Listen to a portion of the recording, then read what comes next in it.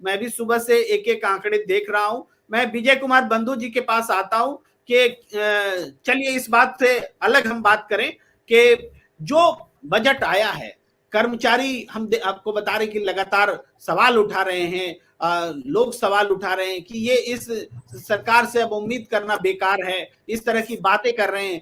25 साल की तैयारी, ये कैसी तैयारी है जो इस बजट में दिख रही है, वो भी सवाल उठा रहे हैं और बहुत सारे सवाल हैं।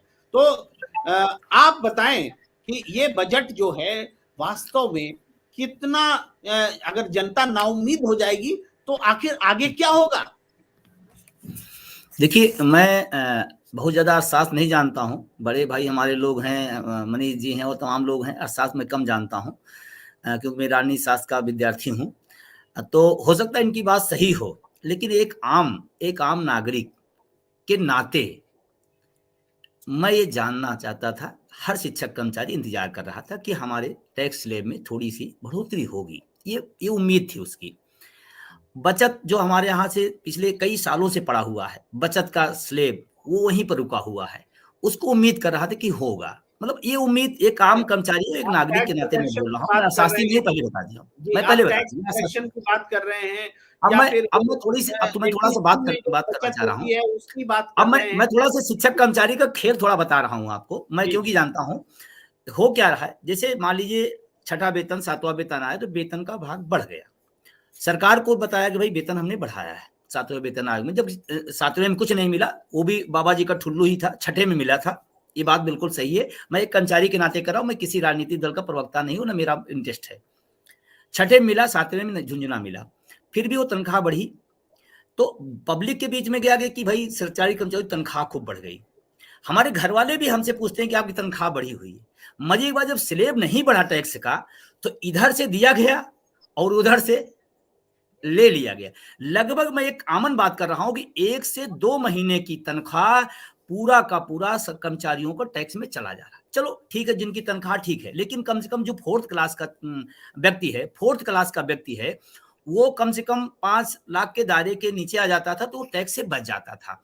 वो फोर्थ क्लास वाला जिसकी 25,000, 28,000, 30,000 के आसपास जो फोर्थ क्लास का व्यक्ति है, वो भी अब और 5,010 हुआ तो स्लेब का चेंज हो गया, अब वो टैक्स दे रहा है। 12,000 टैक्स लग गया। 5 लाख कमाने वाला 12,000 टैक्स लगा रहा है और आपको तकलीफ हो रही है। बस जय हो, जय हो। तकलीफ इसलिए हो रही है कि बेवकूफ बना के लगाया जा रहा है, इसलिए तकलीफ हो रही है।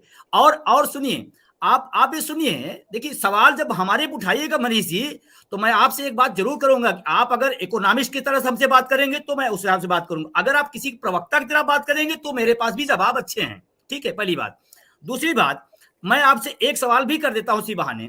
ये जो पूरा अर्थशास्त्र है वर्तमान सरकार का, के फार्मूले पे आ गया है। के फार्मूला आप देख लीजिए, के है अमीर अमीर होता जा रहा है और गरीब गरीब होता जा रहा है। उसका एक उदाहरण मेरे पास है।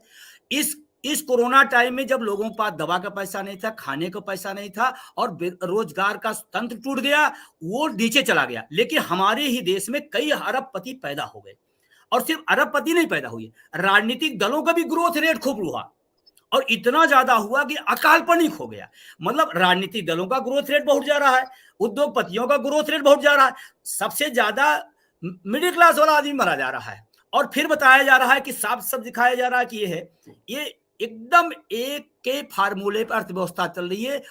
अमीर अमीर होगा, गरीब गरीब होगा। और उसमें एक बात और, मैं मिडिल क्लास और शिक्षक कर्मचारी बात करूं, सबसे ज्यादा ईमानदारी से टैक्स वो देता इसलिए है कि सरकार के खाते से सीधे जाता है, सरकार के है उतना टैक्स देता है। सबसे ज्यादा ईमानदारी से टैक्स देने का काम शिक्षक कर्मचारी करता है, वो सरकार को पता है। और अगर सरकार को इस बात को नहीं जानकारी है तो इस वर्ग को आप हटा दीजिए थोड़ी देर के लिए टैक्स से, इस वर्ग को हटा दीजिए, उसके बाद आप फिर टैक्स देने वालों का अनुमान हमको बता दीजिए, फिर आपको पता चल जाएगा क्या अनुमान है। दूसरा एक सवाल हो, बस एक लास्ट है। दूसरा, अभी आज डिजिटल की खूब बात हो रही थी। डिजिटल होना चाहिए, आगे दुनिया बढ़ रही है, हमें बढ़ना चाहिए। हर चीज में डिजिटल, ठीक है। राजनीतिक दलों को जो चंदा दिया जाता है, मनीष जी आपके लिए स्पेशली, उसका अध्ययन आप जरूर कभी करिएगा और मुझे बताइएगा। कहां से करेंगे अध्ययन? आंकड़े सामने एक ब्रांड एक ब्रांड गुमनामी पैसे को एक बढ़िया खूबसूरत नाम दे दिया गया और 80% पैसा अज्ञात है। मैं बड़ी जिम्मेदारी के साथ ये बात कह रहा हूं और आज तक मैंने खोजा, मिला नहीं। हमारा 4000 का पैसा आपको पता होना चाहिए, लेकिन आपके 4000 करोड़ का भी जनता को भी पैसा पता होना चाहिए। विजय कुमार बंधु जी, आप बहुत बड़ा सवाल उठा रहे हैं और आपको ध्यान दिला दे, पीएम केयर फंड बना कोरोना में, कहां से पैसे आ रहे हैं नहीं बताएंगे, क्या करेंगे नहीं बताएंगे, इलेक्टोरल बॉन्ड आए उसके जरिए चंदा लेंगे जनता को नहीं बताएंगे, ब्रांड उसका नाम दे दिया, कोई समझ नहीं, वो गुमनामी पैसा है। किन से आप पैसे ले रहे हैं, जनता से छुपा रहे हैं। तो ये बजट में जो कॉर्पोरेट टैक्स घटाते हैं, ये 5G लाते हैं और SEZ के लिए ये करते हैं, ये अंबानी अडानी का जो बजट है ये भी तो बताना पड़ेगा। मनीष जी एक इकोनॉमिस्ट है, हमारा भी ज्ञान बोध कराएं। मुझे मौका दे। मैं आता हूं।